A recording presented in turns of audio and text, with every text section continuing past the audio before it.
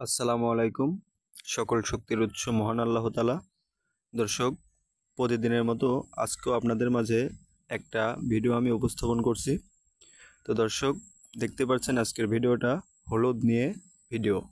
তো দর্শক, আজকে দেখাবো হলুদের কিভাবে বেহাল দশা হয়েছেন, এর জন্য কি কি করণীয়। তো দর্শক, সঙ্গেই থাকুন। আর আপনাদের মাঝে একটা রিকোয়েস্ট থাকবে আমার, একটা লাইক করুন, কমেন্ট করুন, শেয়ার করুন, আর হচ্ছে আমার channel MD Shamim Ahmed education একটি সাবস্ক্রাইব করতে ভুলবেন না, প্লিজ একটি সাবস্ক্রাইব করে দেবেন। তো দর্শক, চলুন হলুদ সম্পর্কে আর হলুদের বেহাল দশার সম্পর্কে আলোচনায় ফিরে আসি।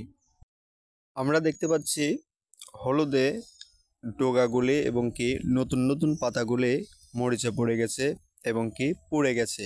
তো দর্শক, এই হলুদের যে বর্তমান বয়স 3 থেকে 3.5 মাস। তো এই হলুদের বর্তমান অবস্থা থাকতে হবে টকবোকা এবং কি সুন্দর সুদর্শন।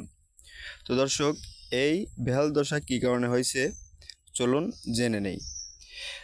আপনারা সবাই অবগত আছেন যে গত 3-4 দিন আগে আপনার 3 থেকে 4 দিন প্রায় অতি ভারী বৃষ্টিপাত হয়েছে। তো এই বৃষ্টিপাতে আপনার হলুদের উপরে অনেক ধরনের ইফেক্ট পড়েছে, রোগ ব্যাধি এসেছে। তো দর্শক, আমাদের বর্তমান যে এই জমির হলুদের অবস্থা, এই অবস্থা কিন্তু আমরা মাত্র 1 সপ্তাহের মধ্যে দূর করতে সক্ষম হতে পারি। অতি ভারী বর্ষণে আপনার হলুদের জমিটা আপনার নদে পরিণত হয়েছে এবং কি নরম পড়ে গেছে। তো অতি নরমে অতি বৃষ্টিপাতে পানি বেঁচে থাকার কারণে এই হলুদের এইরকম দশা রোগ ব্যাধি সৃষ্টি হয়েছেন। তো দর্শক, এই হলুদের মাটিটায় আমরা যদি যে আগাছাগুলি আছে ওই আগাছাগুলি মুক্ত করতে পারি, আর আগাছা যখনই আমরা আগাছাগুলি মুক্ত করে দেব তখনই কিন্তু দর্শক আপনার মাটিগুলিও আপনার ঝুরঝুরে হয়ে যাবে। তো মাটিগুলি যখনই ঝুরঝুরে হয়ে যাবে, মাটিগুলি আগলা হয়ে যাবে, তখন কিন্তু হলুদের জমি 2 থেকে 3 দিনের মধ্যে একদম পরিপূর্ণ আকারে শুকিয়ে যাবে এবং কি সেই শুকনো মাটির নিচে আপনার রসালো মাটি থাকবে, যেটা থেকে হলুদ গাছ আরও শক্তি নিতে পারবে। তো দর্শক, বিষয়টা হলো মাঝারি মানের সভ্যতায় হলুদগুলো বেড়ে উঠতে পারে। আর বর্তমান হলুদের যে ডগাগুলির অবস্থা, এই অবস্থার জন্য আমাদের কিছু কীটনাশক প্রয়োগ করতে হবে, আমাদের বিশেষজ্ঞর কাছে পরামর্শ দিতে হবে।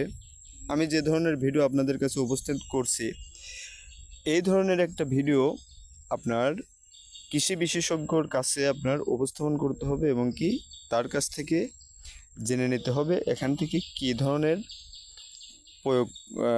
কীটনাশক প্রয়োগ করতে হবে, কী ধরনের পদক্ষেপ গ্রহণ করতে হবে, আপনার হলুদের মরিচা পড়া ডগাগুলোকে কাটিং করতে হবে, কি করতে হবে। তো দর্শক, আমরা যে একটা কাজ করি সেই কাজটাই যদি আমরা আপনার সঠিক রূপে নিয়ন্ত্রণ না করতে পারি, তাহলে কিন্তু যে কোনো কৃষি সভ্যতাতেই আমরা পরিশ্রম করেও আমরা আপনার সফলতা অর্জন করতে পারবো না। দর্শক, এই জমিতে হলুদ চাষ করা হয়েছে, ঠিক আছে, আপনি এ পর্যন্ত চাষ করে বর্তমান যে হলুদের অবস্থা কী রকম আছে এটাও ঠিক আছে, কিন্তু আপনাকে বর্তমান অবস্থা নিয়ে চিন্তা করতে হবে এবং কি এটা সামনে এই হলুদের পূর্ণরূপে ফেরত আনতে হবে, তবেই আপনি সফলতা অর্জন করতে পারবেন। তো দর্শক, আপনারা দেখতে পাচ্ছেন হলুদ গাছের তলদেশের আপনার মাটির অবস্থা অনেক স্যাঁতসেঁতে ভেজা, আর অনেক আগাছা দেখতে পাচ্ছেন, আগাছাগুলো অনেক বড় হয়ে গেছে। তো এই আগাছার জন্য অনেক ইফেক্ট পড়তে পারে। তো যেহেতু আগাছার জন্য ইফেক্ট পড়তে পারে, এই আগাছার জন্যই মাটি নরম ভেজা আছে। তো এই আগাছাগুলো যদি নিড়ানি করে দেওয়া যায়, তাহলে কিন্তু মাটিগুলো ঝরঝরে হবে এবং কি মাটিগুলি শুকিয়ে যাবে। আর আপনার হলুদের গাছের মরিচার জন্য আপনি যদি কীটনাশক প্রয়োগ করেন, তাহলে কিন্তু আপনি সফলতা অর্জন করতে পারবেন এবং কি সুফল সুন্দর লণ্ঠিত বণ্টিত ফসল ঘরে তুলতে পারবেন, আপনার মন সুন্দর হতে পারে। ঠিক আছে দর্শক, তো আমাদের চ্যানেলটি প্রতিটি ভিডিওই কৃষিভিত্তিক ভিডিও উপস্থাপনের চেষ্টা করেন। তো আমাদের ভিডিও যদি ভালো লেগে থাকেন, তাহলে দর্শক একটা লাইক করুন, একটা কমেন্ট করুন, একটা শেয়ার করুন। আর আমাদের চ্যানেল মোহাম্মদ শামীম আহমেদ এডুকেশনে একটি সাবস্ক্রাইব করতে ভুলবেন না, প্লিজ একটা সাবস্ক্রাইব করে দিবেন। আর নিজের খেয়াল রাখবেন, ভালো থাকুন সবাই, কিছু না কিছু করুন।